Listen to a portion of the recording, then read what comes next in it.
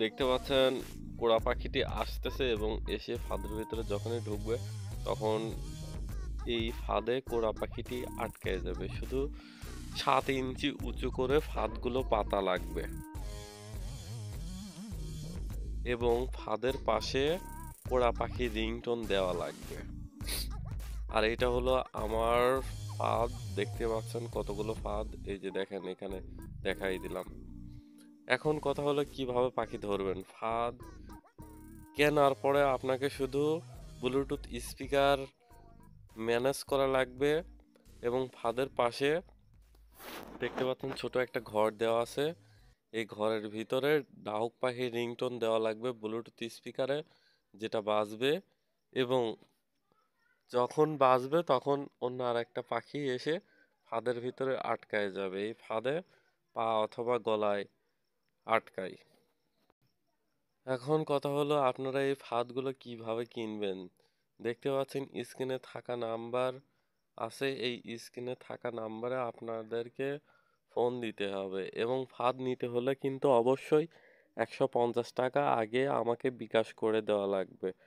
যদি কেউ বিকাশ করে 150 টাকা দিতে পারেন তাহলে অর্ডার কনফার্ম হবে এবং ফাঁদগুলো হাতে পাওয়ার পর আপনাদেরকে কুরিয়ারে বাকি টাকাটা পেমেন্ট করা লাগবে।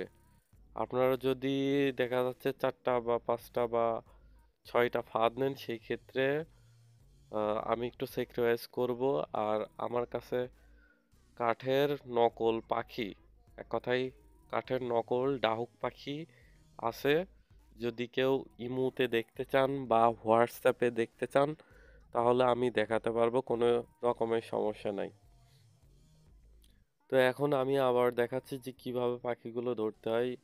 দেখতে পাচ্ছেন এখানে ফাঁদের পাশে কিন্তু একটা পাখি দেওয়া আছে এবং এই পাখিটির দেখা দেখি অন্য আরেকটি পাখি আসতেছে। যখনই আসবে এবং কিভাবে ঢুকে আপনার একটু লাইনে থেকে দেখেন কিভাবে ঢুকতেছে।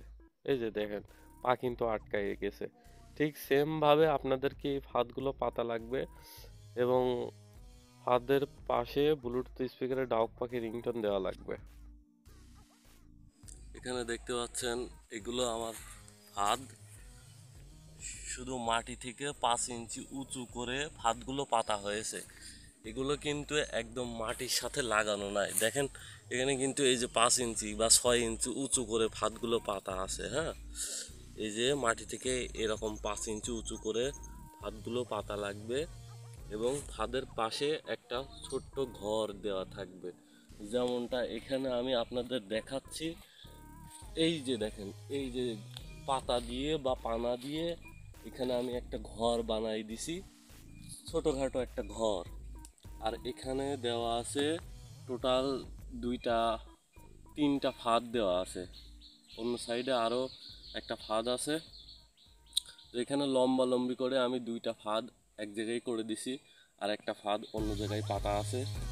তো এখানে দেখতে পাচ্ছেন এই ঘরগুলো কিন্তু এখানে মাটি থেকে একটু উঁচু করে দেওয়া আছে, সমস্যা নাই, তারপরেও সমস্যা নাই। এখন আমি এখানে ব্লুটুথ স্পিকারে ডাহুক পাখি রিংটোন বাজাবো আর ডাহুক পাখি এখানে এসে আটকাই যাবে। তো ভিডিওটি শেষ পর্যন্ত দেখতে থাকুন কিভাবে আমি ডাহুক পাখিগুলো ধরবো। এটা হলো ব্লুটুথ স্পিকার। এখানে মোবাইলের মাধ্যমে ব্লুটুথ স্পিকারে যেভাবে আপনারা গান শুনেন ঠিক সেম সিস্টেমে ব্লুটুথ স্পিকারে ডাহুক পাখি রিংটোন দেওয়া লাগবে। এইটা শুধু আমি ওই ঘরের ভিতরে রেখে দেবো যেখানে ডাহুক পাখি রিংটোন বাজবে, আর আশেপাশে ডাহুক পাখি থাকলে অবশ্যই এখানে আসতে বাধ্য হবে। তো বন্ধুরা আপনারা দেখতে পাচ্ছেন হাতে 2টা পাখি আছে এবং 2টা ফাঁদ আছে, আর এর ভিতরে একটা পাখি আছে। মোট সারাদিনে 3টা পাখি ধরছি, শুধুমাত্র 30 মিনিট সময় লেগেছে 3টা পাখি ধরতে।